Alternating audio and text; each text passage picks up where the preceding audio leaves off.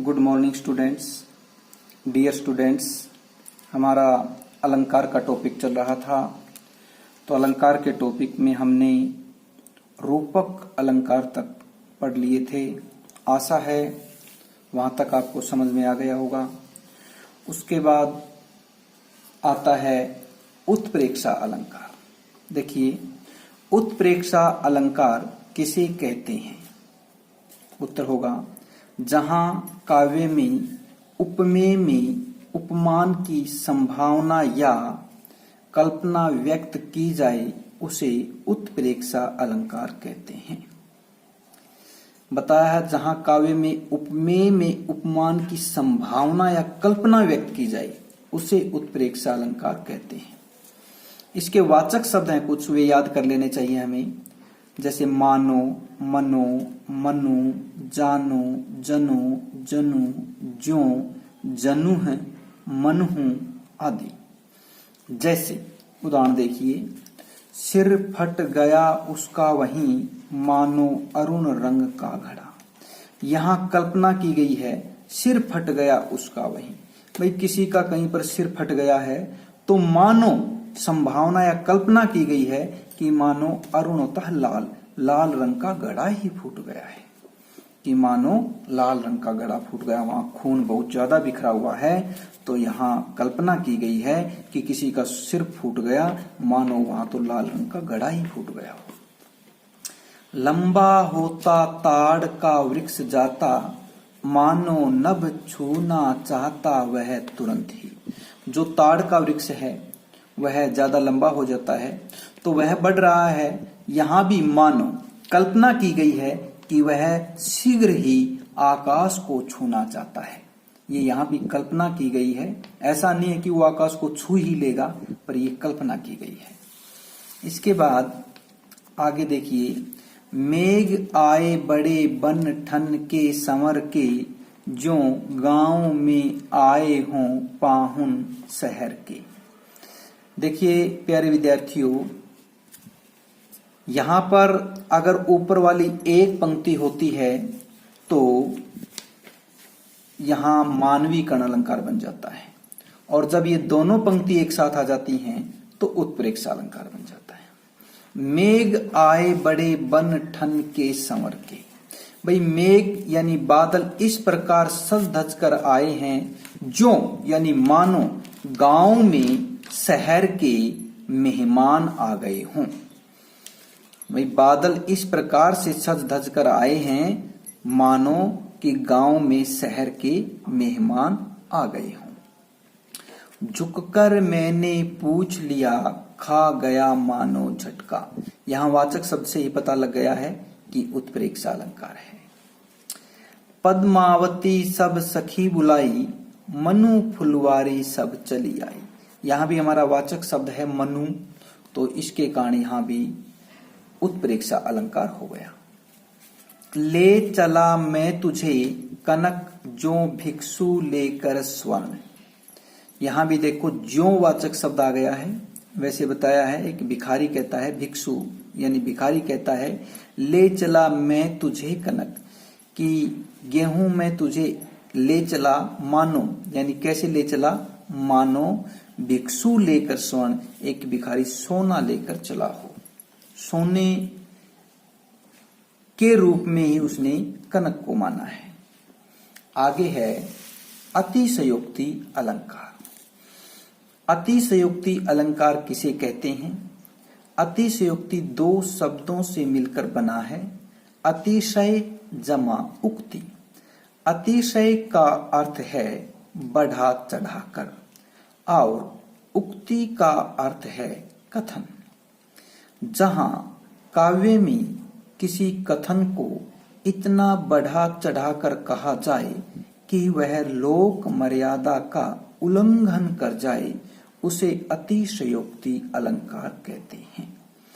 यानी किसी बात को इतना बढ़ा चढ़ाकर कहा जाए कि वह जचने वाली न हो, अर्थात लोक मर्यादा का उल्लंघन कर जाए, हमें ये न लगे कि ऐसा हुआ होगा, तो वे क्या होगा, उसमें अतिशयोक्ति अलंकार होगा। जैसे पंखुरी लगे गुलाब की, परिहई गात खरोट। गुलाब, गुलाब का जो पौधा होता है, गुलाब के फूल की पंखुड़ी मैंने पंखुड़ी लगे मैंने लगने पर, गुलाब के फूल की पंखुड़ी लगने पर गात शरीर में खरोट नील परिहई पड़ गए, शरीर में नील पड़ गए।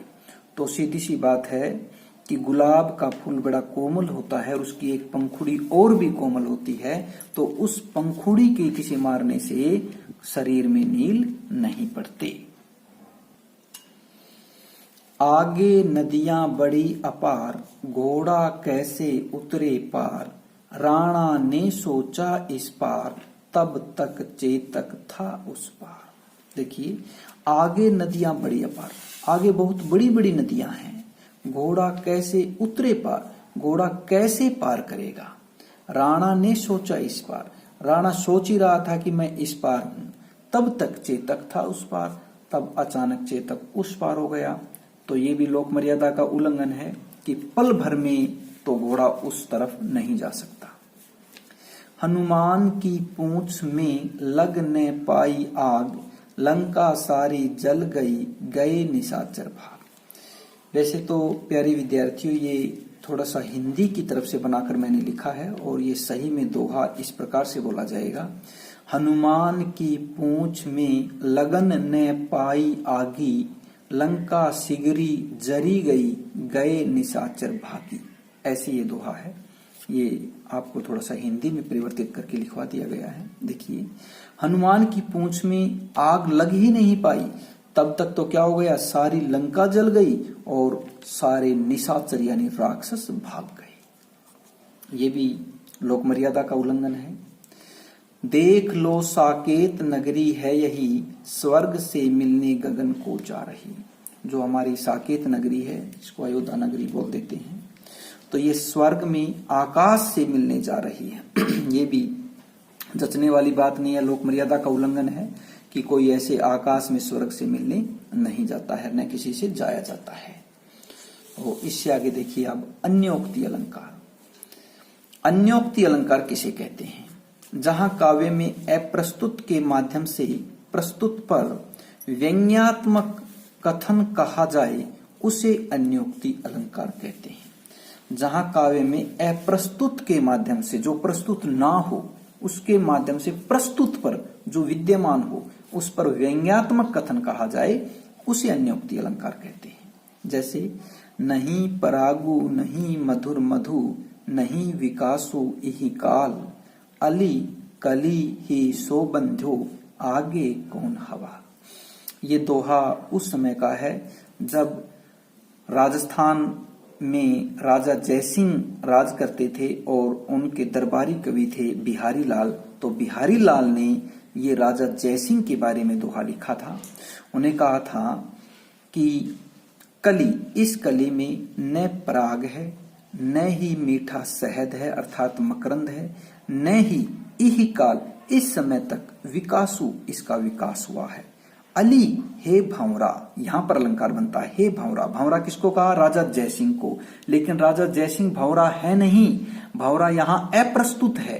अप्रस्तुत के माध्यम से प्रस्तुत कौन? प्रस्तुत यहां जयसिंह। तो जयसिंह पर व्यंग्य करते हुए कहा है कि हे भंवरा, कली ही शोबंधु, इस कली से, दोबारा भी इसका अर्थ कली ही लगेगा, इस कली से तुम इस प्रकार से बंध गए हो तो आगे चलकर तुम्हारी कैसी हवाल मैंने दशा होगी, आगे चलकर तुम्हारी कैसी दशा होगी। फूलों के आस पास रहते हैं फिर भी कांटे उदास रहते हैं। यहाँ फूल लड़कियों को दर्शाता है और कांटे लड़कों को दर्शाते हैं। अब हमारा अगला अलंकार है मानवीकरण और ये हमारा अंतिम अलंकार है। मानवीकरण अलंकार किसे कहते हैं? जहां काव्य में जड़ प्रकृति पर मानवीय भावनाओं या क्रियाओं का आरोप हो, उसे मानवीकरण अलंकार कहते हैं। कहने का तात्पर्य है जहां निर्जीव को ही सजीव मान लिया जाए, उसे मानवीकरण अलंकार कहते हैं। जैसे मेघ आए बड़े बन ठन के संवर के, यानी जो बादल हैं वे बड़े सज धज के और संवर के आए हैं, तो बादल निर्जीव हैं, तो निर्जीव को किसका आरोप लगा दिया गया है? सजीव का लगा दिया है। सजता धजता कौन है? सजीव सजता धजता है, निर्जीव नहीं। कलियां हंसती हैं, कलियां यहाँ निर्जीव हैं। और देखिए जो साइंस के स्टूडेंट्स हैं वे समझने का प्रयत्न करें। आप साइंस के हिसाब से कलियां, फूल, पेड़ पौधे जो हैं उनको सजीव मानते हैं, लेकिन यहाँ हिंदी में ऐसा नहीं है। तो कलियां हंसती हैं, मिट्टी खिलखिलाती है, इस प्रकार से हम उदाहरण ले सकते हैं। कलियां हंसती हैं, हंसते कौन हैं? सजीव प्राणी हंसते हैं, तो यहाँ निर्जीव का सजीव पर आरोप है। कार्तिक की हंसमुख सुबह, देखो सुबह कभी हंसमुख नहीं होती है। हंसमुख मानव का चेहरा होता है, प्राणियों का चेहरा होता है, तो यहाँ भी सजीव पर निर्जीव का आरोप है। इस प्रकार से यहाँ भी मानवीकरण अलंकार है।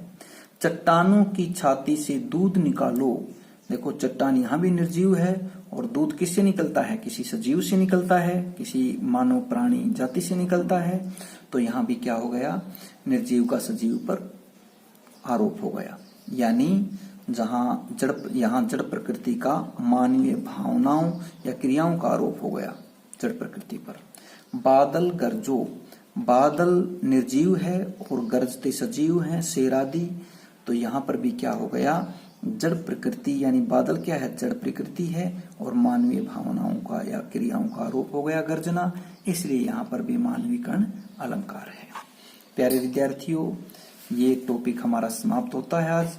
इसके साथ ही हमारे हिंदी व्याकरण के तीनों टॉपिक जो 11वीं और 12वीं हैं उनकी व्याकरण तो ये माने कि यहाँ समाप्त हो गई है। उनका एक टॉपिक रहता है 11वीं और 12वीं का वाक्य अशुद्धि संशोधन, वो हम बाद में करेंगे।